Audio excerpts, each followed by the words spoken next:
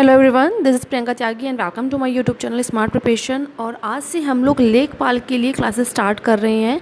ये first class होगी लेखपाल की। इससे पहले मैंने सोचा था कि मैं क्विज़ बनाऊँ या फिर चैप्टर वाइज आपको टॉपिक्स पढ़ाऊँ। तो काफ़ी स्टूडेंट्स ने बोला कि चैप्टर वाइज ही पढ़ाया जाए। अच्छा, एक चीज़ और, अभी लाइव क्लास नहीं हो पाएगी बिकॉज नेट प्रॉब्लम बहुत ज़्यादा रहती है, तो वाईफाई भी अभी लग नहीं पा रहा। जब लाइव क्लास होगी तो फिर अपना डेली 9:30 पे ही लाइव क्विज हुआ करेगा। ठीक है, स्टार्ट करते हैं। देखिए, चैप्टर 1 है आपका ज्योग्राफी का। हम स्टार्ट कर रहे हैं आज पहला चैप्टर, भारत का भौगोलिक परिचय। इसमें हम इंडियन ज्योग्राफी, जो इंडिया की जो भारत की जो भौगोलिक स्थिति है उसके बारे में पढ़ेंगे। ठीक है, डेली आपको एक एक चैप्टर मिलेगा, कभी ज्योग्राफी का, कभी हिस्ट्री का, कभी हिंदी का। ठीक, और ये खाली लेखपाल के लिए इम्पोर्टेंट नहीं है, जितने भी एग्ज़ाम्स आप लोग देते हो जिसमें आपका ज्योग्राफी में जीएस जिसके अंदर आता है सभी के लिए इम्पोर्टेंट है। स्टार्ट करते हैं। देखो, प्राचीन नाम क्या था? प्राचीन नाम क्या था? आर्यवर्त। ठीक है, उत्तरी भारत में बसने वालों आर्यों के नाम पर ही रखा गया था। तो प्राचीन नाम क्या था? आर्यवर्त। ठीक है, उत्तरी भारत में बसने वालों के आर्यों के नाम पर रखा गया था। ईरानियों ने क्या कहा था? हिंदुस्तान कहा, और यूनानियों ने इंडिया कहा। आकृति कैसी है भारत की? चतुष्कोणीय। आकृति कभी पूछ लेते हैं एग्जाम्स में। दक्षिण एशिया के कहाँ पर है? इसकी जो स्थिति है, दक्षिण एशिया की बात करें, दक्षिण एशिया के मिड में, ठीक है, मध्य में स्थित है।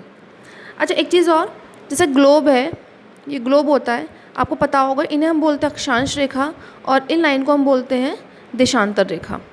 ठीक है, तो अगर हम अक्षांश विस्तार की बात करें, अगर हम अक्षांश विस्तार की बात करते हैं तो इंडिया की जो स्थिति है वो 8 डिग्री 4 मिनट उत्तर से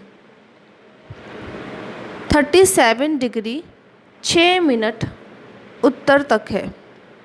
ठीक है, अगर ये हमने अक्षांशीय विस्तार की बात करें तो आप लोग उसको लिख लेना, 8 डिग्री 4 मिनट उत्तर से 37 डिग्री 6 मिनट उत्तरी है अगर अक्षांशीय विस्तार की बात करें। ठीक है, अगर हम देशांतरी विस्तार की बात करते हैं तो 68 डिग्री 7 मिनट पूर्वी से 97 डिग्री 25 मिनट पूर्वी तक है। ठीक है, अगर हम देशांतरी विस्तार की बात करें तो 68 डिग्री 7 मिनट पूर्वी से 97 डिग्री 25 मिनट पूर्व तक है। अक्षांश विस्तार कितना है भारत का? 8 डिग्री 4 मिनट उत्तर से 37 डिग्री 37 डिग्री 6 मिनट उत्तर तक। और देशांतरीय विस्तार कितना है? 68 डिग्री 7 मिनट पूर्वी से 97 डिग्री 25 मिनट पूर्व तक है। अगर हम बात करते हैं 1 डिग्री घूमने में, 1 डिग्री जब घूमती है पृथ्वी, जैसे यहाँ से, ठीक है, अगर इधर से 1 डिग्री घूमने में 4 मिनट का अंतर आता है। 1 डिग्री जब घूमते हैं तो 1 डिग्री घूमने में कितना मिनट का अंतर आता है? 4 मिनट का अंतर आता है। ठीक है, टोटल देशांतर की बात करें, टोटल देशांतर लाइन है 30। ठीक है, मतलब इंडिया की हम बात कर रहे हैं, भारत की, तो देशांतर लाइन कितनी बैठती है? इसमें 30 बैठती हैं। तो देखो, आपको पता होगा कि सबसे जो पूर्वी एरिया है वो कौन सा है? अरुणाचल प्रदेश। और सबसे पश्चिमी जो पॉइंट है वो क्या है? गुजरात, है ना। इंडिया की स्थिति की अगर हम बात करते हैं तो यानी कि हम गुजरात से अरुणाचल प्रदेश जाएंगे, ठीक है, अरुणाचल प्रदेश जाने में हमें फिर कितना टाइम का अंतर हो जाएगा? 30 गुणा 4, क्योंकि 30 डिग्री हो गई ना भाई। 30 जब देशांतर है तो 30 डिग्री मूव करेगी पृथ्वी, और 1 मिनट घूमने में कितने का अंतर होता है? 4 मिनट का, तो यानी कितना? 120 मिनट, 2 घंटे का अंतर आ जाएगा। ठीक है, अरुणाचल प्रदेश में सुबह 4 बजे वहाँ पे सूरज दिखाई देने लगता है, और शाम को 4-5 बजे करीब वहाँ पर अंधेरा हो जाता है, दिन छिप जाता है वहाँ पर। अब देखिए यहाँ पर नेक्स्ट, अक्षांशीय हम दृष्टि से बात करते हैं तो उत्तरी गोलार्ध का ये देश है ये। ठीक है, और देशांतर दृष्टि से बात करेंगे तो पूर्वी गोलार्ध में मध्यवर्ती स्थिति रखता है। अच्छा, इसकी जो जलवायु कैसी है? नॉर्मली समूचा भारत लगभग जो मानसूनी जलवायु वाले क्षेत्रों में पाया जाता है। विस्तार जो है इसका उष्ण तथा उपोष्ण दोनों की कटिबंधों में है। अब हम क्षेत्रफल की बात करते हैं, भारत की क्षेत्रफल पूछ लेते हैं, कई बार पता होना चाहिए आपको। कितना है? 32,87,263 किलोमीटर स्क्वायर। लास्ट का डिजिट थोड़ी सी वेरी कर सकती है, थोड़ी बहुत, 1-2 आपको स्टार्टिंग की ये 3287, बिल्कुल इसे रट लो, 3287, ठीक है। क्षेत्रफल की दृष्टि से बात करेंगे तो विश्व का 7वां बड़ा देश है ये। और भारत से बड़े देश कौन कौन से हैं ये पता होना चाहिए आपको। कौन कौन से भारत से बड़े देश? रूस, कनाडा, चीन, अमेरिका, ब्राज़ील, ऑस्ट्रेलिया, ठीक है। रूस, कनाडा, चीन, अमेरिका, ब्राज़ील, ऑस्ट्रेलिया, ये भारत से बड़े देश हैं।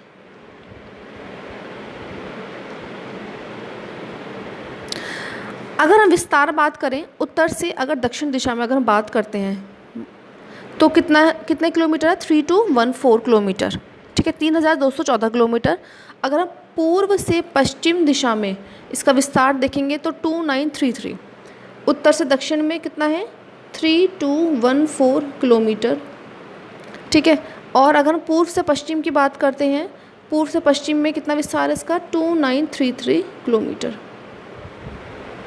ये बिल्कुल बेसिक पॉइंट्स है, कभी कभी एग्जाम्स में पूछ लेते हैं और हमें पता होना चाहिए इसलिए, और कन्फ्यूज़न हो जाता है क्योंकि वहाँ पे जो वैल्यू देंगे ना वो लगभग एक सी देंगे, तो आपको मालूम होनी चाहिए ये चीज़ें।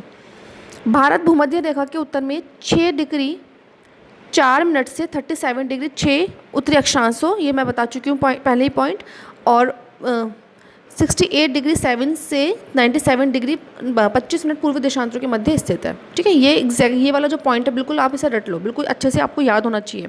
अक्षांशों के बीच कितना विस्तार है और देशांतरों के बीच कितना विस्तार है। अब देखिए नेक्स्ट बहुत इंपॉर्टेंट पॉइंट है, भारत का दक्षिणतम बिंदु कौन सा है? इंदिरा पॉइंट। कौन सा है? इंदिरा पॉइंट। किस पर स्थित है? इसकी स्थिति पता होनी चाहिए। 6 डिग्री 4 मिनट पर, ठीक है, 6 डिग्री 4 मिनट पर अवस्थित है। इसको हम क्या बोलते हैं? इंदिरा पॉइंट को हम क्या बोलते हैं? पिग्मेलियन पॉइंट या फिर पार्सन पॉइंट भी बोलते हैं, ठीक है। क्या बोलते हैं? पिग्मेलियन पॉइंट, पिग्मेलियन पॉइंट या फिर पार्सन पॉइंट भी कहते हैं। नेक्स्ट देखते हैं। अच्छा एक चीज़, ये जो 82 डिग्री 82.5 डिग्री पूर्वी देशांतर जो है भारत के लगभग मध्य से होकर गुजरती है, और लगभग ही इलाहाबाद के नैनी, ठीक है, इलाहाबाद के नैनी से होकर गुजरती है। शायद कुछ एनसीईआरटी में कुछ मैंने लोगों के कमेंट्स में मैंने कई बार किसी की और की वीडियो मैंने पढ़े थे कि मिर्ज़ापुर दे रखा है एनसीईआरटी में, ठीक है। तो जो पुरानी बुक्स हैं उनमें इलाहाबाद के नैनी से ही होकर मतलब इलाहाबाद के नैनी से होकर गुजरती है, ऐसे ही दे रखा है। अगर ऑप्शन में आपके मिर्ज़ापुर भी आता है, ठीक है, अगर आप लोग ऑप्शन में देख लेना कि आपके ऑप्शन में नैनी दे रखा है या मिर्ज़ापुर दे रखा है, दोनों एक साथ नहीं देंगे क्योंकि बुक्स में ना अभी मतलब नैनी को हम गलत नहीं मान सकते क्योंकि अभी भी काफ़ी बुक्स में यही दे रखा है, ठीक है। हाँ, जो कि देखो देश का मानक समय है, जो देश का मानक समय हम किससे निकालते हैं?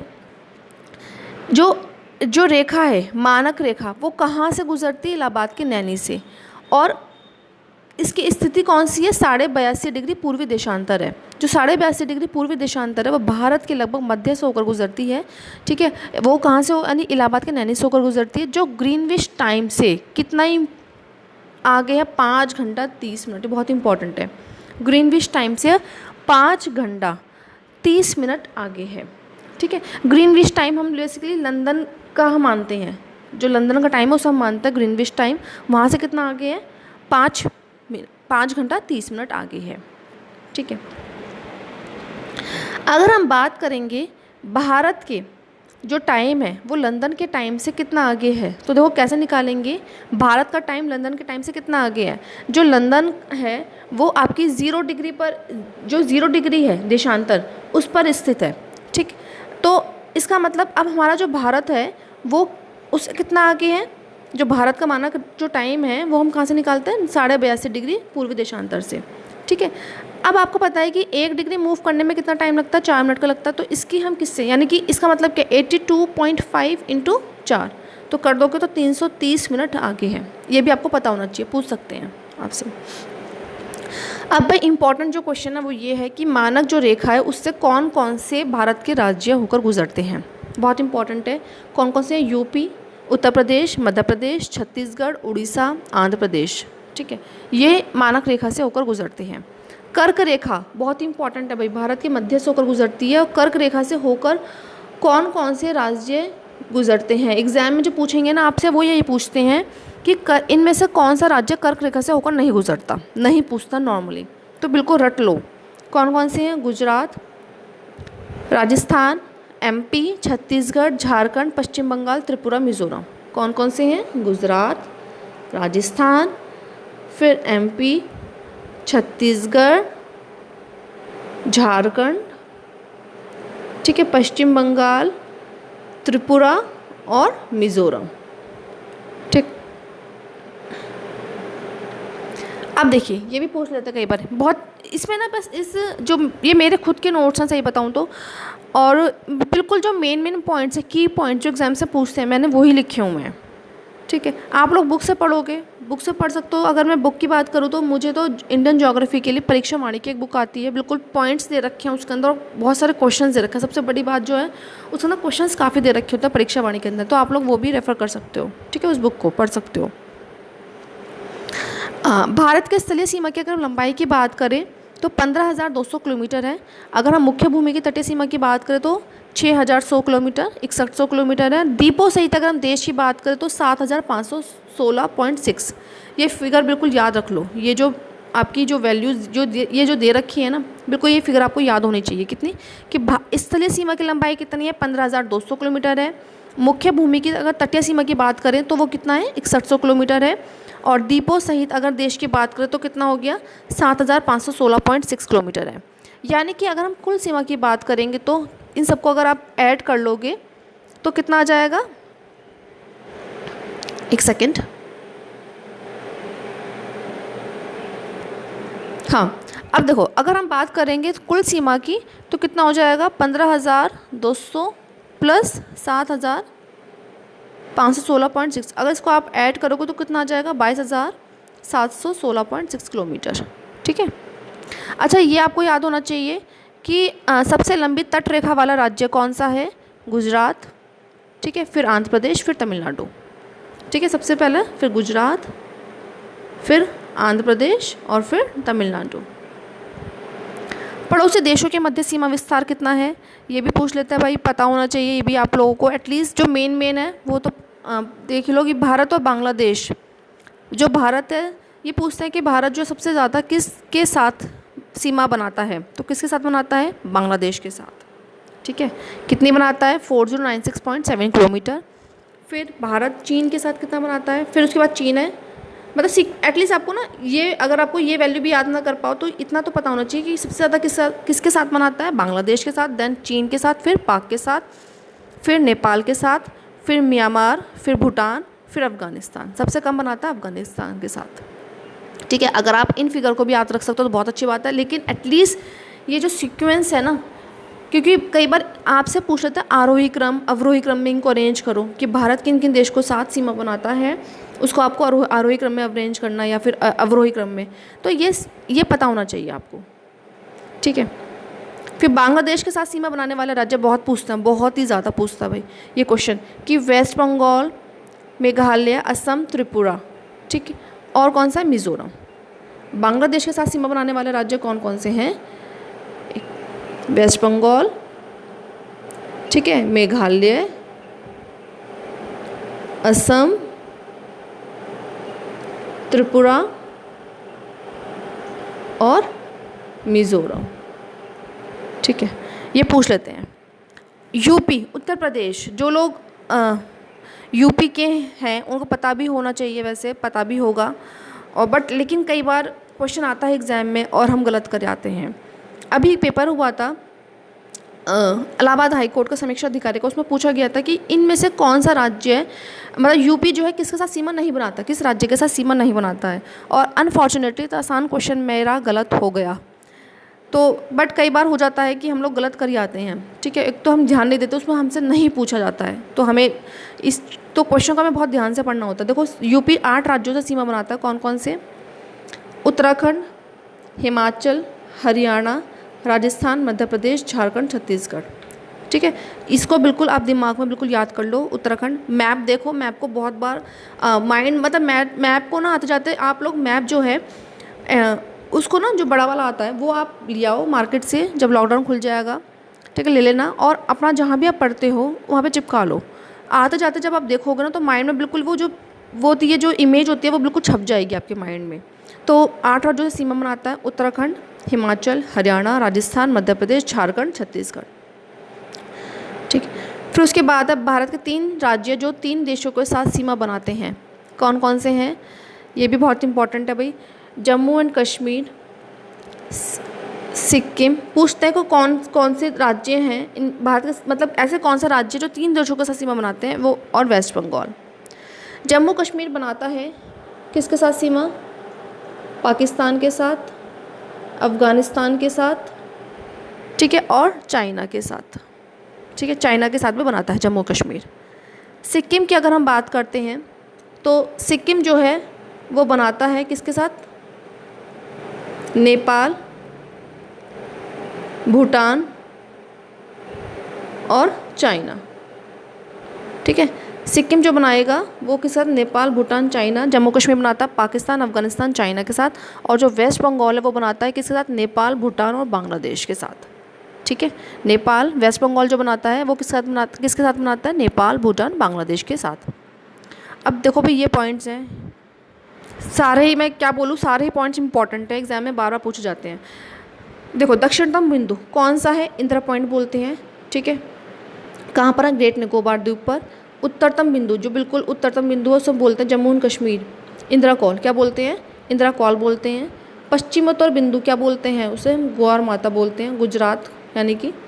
ठीक है, और पूर्वोत्तर बिंदु उसे हम बोलते हैं किबुथु, क्या बोलेंगे, किबुथु, अरुणाचल प्रदेश में। मुख्य भूमि की दक्षिणतम सीमा जो है वो क्या है आपकी, कन्याकुमारी, 8 डिग्री 4 मिनट अक्षांश।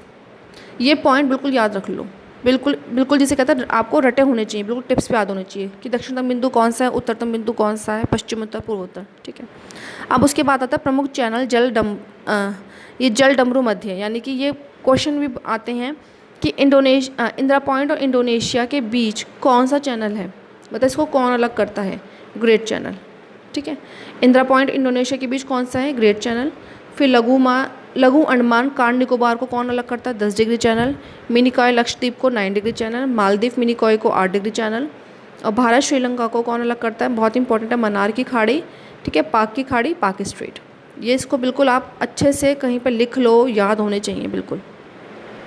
ठीक,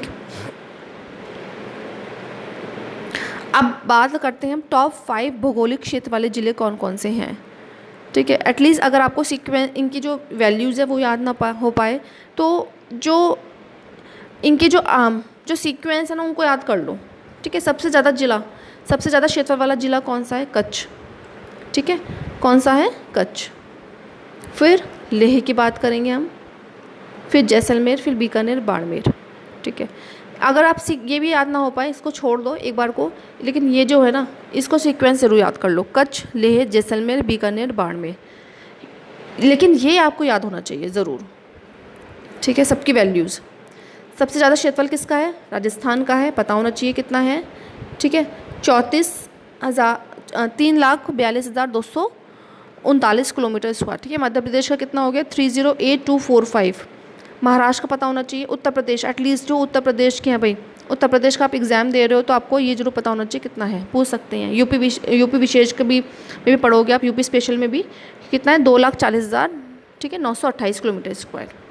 तो ये एटलीस्ट आपको पता होना चाहिए, और इनका सीक्वेंस तो इम्पॉर्टेंट ही है भाई। और यूपी हमारे कौन से नंबर का राज्य है, 4थे नंबर का है क्षेत्रफल में, अगर क्षेत्रफल की दृष्टि से अगर हम बात करते हैं। ठीक है, फिर यहाँ पर देखो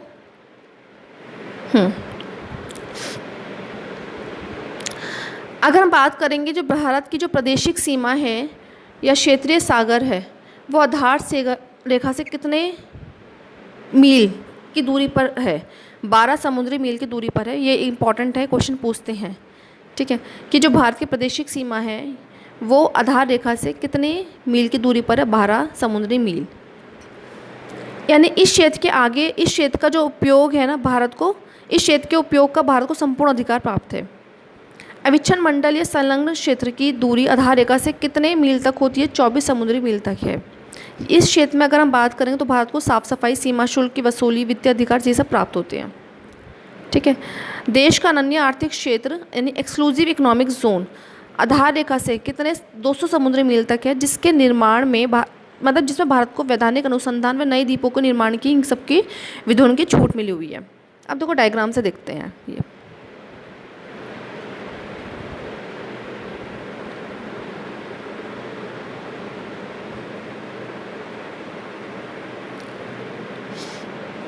देखो यहाँ पर मैंने ये जो है, ये जो पॉइंट है ना, इसको हम बोलेंगे ये क्या है, यहाँ पे तो हो गया ये क्या, आंतरिक जल। ठीक है, देखो अगर आपको दिखाई दे रहा होगा क्लियर मेरे हिसाब से, ये जो मैंने यहाँ पे एरो लिख रखा है ये तो हो गया क्षेत्रीय सागर। ठीक है, ये वाला पॉइंट ये क्षेत्रीय सागर हो गया।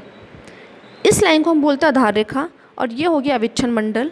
ठीक है, तो देखो यहाँ पर ये जो लाइन है, जो डॉटेड लाइन है, डॉटेड लाइन और ये वाली जो लाइन है, ठीक है, यहाँ पर कितना डिस्टेंस दे रखा है, 12 मील का।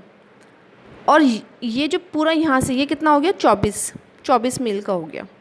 ठीक है, तो एग्जैक्टली बस आपको ये यहाँ पे ध्यान रखना है इसमें कि जो अविच्छन मंडल या संलग्न क्षेत्र की तो दूरी आधार रेखा से वो कितनी है, 24 समुद्री मील तक है। यहाँ पर भारत को साफ सफाई, सीमा शुल्क, इन सब का अधिकार प्राप्त है। ठीक है, और ये पूछ लेते हैं एग्जाम में कि जो देश का अन्य आर्थिक क्षेत्र है वो आधार रेखा से कितनी समुद्री मील तक है, 200 समुद्री मील तक है। ठीक है, तो इस चैप्टर में इतना ही था, और ये सब आप लोग अच्छे से ना बिल्कुल जो मेन पॉइंट्स हैं इनको पढ़ लेना, लिख लो एक बार। अगर आपके पास बुक है तो बहुत अच्छी बात है, परीक्षा वाणी अगर आपके पास बुक है तो उसमें सारा आपको मिल जाएगा। ठीक है, और अगर जिनके पास नहीं है तो उनको आप लोग ये जो पॉइंट्स हैं इनको आप नोट कर लीजिए। ठीक, और डेली आपको एक वीडियो मिलेगी, कोशिश करूँगी कि मैं आपको 2 वीडियो मिल जाए, लेकिन हम जो पढ़ेंगे ना वो चैप्टर वाइज ही पढ़ेंगे। जैसे ज्योग्राफी है तो ज्योग्राफी के फर्स्ट चैप्टर से, या जो इंपॉर्टेंट चैप्टर है सीक्वेंस वाइज जिसमें से पूछा जाता है वो पढ़ेंगे। ठीक है, और मैं ना आपको एक टाइम टेबल बना दूंगी आप लोगों का कि इस दिन आपको ये वीडियो मिलेगी सब्जेक्ट की। जैसे आज क्या है, आज ट्यूसडे है, तो आपको ज्योग्राफी की मैंने दिया है वीडियो, वेडनेसडे में किस सब्जेक्ट की होगी, तो मैं आपको टाइम टेबल में आपको बना दूंगी पूरा। ठीक है, और हम लोगों ने मतलब आज से बिल्कुल कहते हैं लेखपाल के लिए, स्पेशली लेखपाल को ध्यान में रखते हुए हमने क्लासेस स्टार्ट कर दी हैं। तो अगर आप लोगों ने चैनल सब्सक्राइब नहीं किया तो प्लीज़ चैनल को सब्सक्राइब कर लीजिए, और अगर आपको वीडियो पसंद आती है तो प्लीज़ वीडियो को लाइक करना, और जो भी आपके फ्रेंड्स हैं उनके साथ शेयर कर दीजिए। और अगर आपको पसंद नहीं भी आती है ना तो प्लीज़ मुझे कमेंट करके बताइए कि आपको क्या ड्रॉबैक लगी, ताकि मैं उसको आगे इम्प्रूव कर सकूँ। ठीक है ना, क्योंकि मेन जो चीज़ है वो मैं ये चाहती हूँ कि आप लोगों को समझ में आना चाहिए। ठीक है ना, मैं देखो इस चीज़ पे बिलीव करती कि भाई थंबनेल कैसा है वीडियो का या जो भी है, मैं इन सब चीज़ों में बिलीव नहीं करती। मैं केवल कंटेंट पे बिलीव करती हूँ कि भाई जो मैं कंटेंट दे रही हूँ वो आप लोगों के काम आए, वो इम्पॉर्टेंट हो। ऐसा नहीं हो कि फालतू में कि मतलब वीडियो को बहुत अच्छा डिज़ाइनदार बनाना है ये वो, उस चीज़ से क्या फ़ायदा, आप लोगों को क्या बेनिफिट है, उस चीज़ से कोई बेनिफिट नहीं है ना। ठीक है, मैं केवल कंटेंट पे ही ध्यान रखती हूँ कि कंटेंट आप लोगों के लिए बेनिफिशियल होना चाहिए। तो प्लीज़ मुझे बताना कि कैसे लगी वीडियो, कमियाँ मुझे बताना ज़रूर। ठीक है, थैंक यू।